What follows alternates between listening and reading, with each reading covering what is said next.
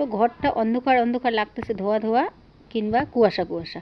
তো যাই হোক, কুয়াশাও না ধোয়াও না, এই যে জানলাটা আছে জানলাটা দিয়ে একটু মানে এরকম আলোটা ঢুকতেছে, তো ভিডিওয়ে আমার এরকম আসছে। তো যাই হোক, প্রথমেতে বলে দেই গুড মর্নিং, তোমরা সবাই কেমন আছো? আশা করি ভালো আছো, আমরাও ভালো আছি। তো শেফালি রাত চ্যানেলে তোমাদের সবাইকে স্বাগত। তো কেন এরকম লাগতেছে, আমি বলছি না যে আমার মোবাইলের একটু মানে ক্যামেরাটা একটু খারাপ, যাই হোক কম দামি মোবাইল, তাই তো চেষ্টা করতেছি একটা মোবাইল নেওয়ার, ঋণ বাড়ি করে হলো, তো জানি না কবে হবে কি না। তো চলো, ঋণ বাড়ি করে হলো তোমাদের জন্য আনতেই হবে, কারণ ভালো ক্যামেরা না হলে পরে ভিডিও ভালো হয় না, ভিডিও ভালো না হলে পরে সেরকম ভিউজ আসে না। তাই চেষ্টা করতেছি একটা ভালো মোবাইল, ভালো বলতে কি যাই হোক মোটামুটি আর কি আনার। তো এদিকে দেখো চলে আসলো বাজার, ঘরটা রান্নাঘরটা পরিষ্কার করে নিতে নিতে। তো বাজারে আনছে হচ্ছে, এখানে হচ্ছে পোলট্রির মাংস, আর এখানে হচ্ছে খাসির চুস্তা আনছে, আমি আনতে বলছি। তো আগে খাসির চুস্তা নিছি, নিয়ে আমাকে ফোন করছে খালি চুস্তা নিছি হবে।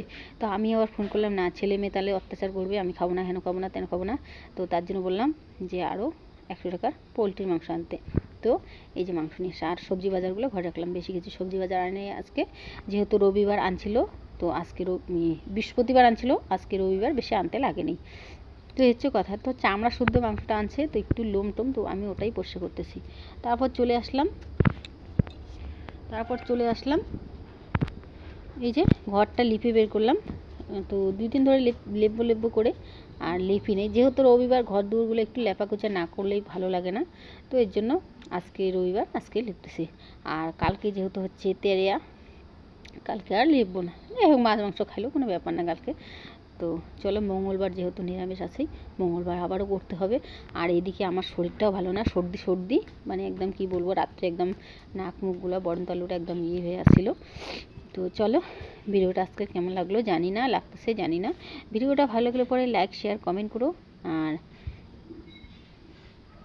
সাবস্ক্রাইব করে পাশে থেকো।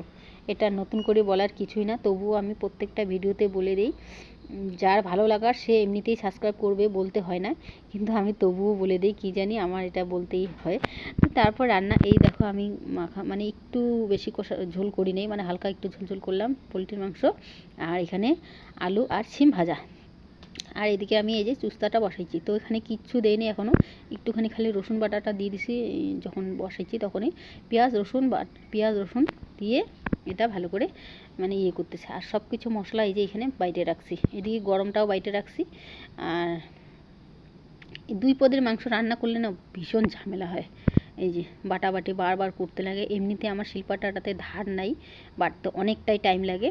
তো কী করব, মিক্সচারের মশলা আমার ভালো লাগে না, কেমন যেন পিছলে কেমন যেন একটা হয়।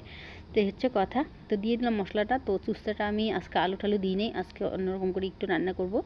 তো ওর বাবা বলছে পাতলা করে একটু ঝোল করতে, তো সেটাই চেষ্টা করব, এর জন্য একটু ঝোল করবো, জন্য পোলট্রির মাংস ঝোল করি নেই। তো চলো, আমি আমার ব্লগটাকে এখানেই শেষ করতেছি, ঠিক।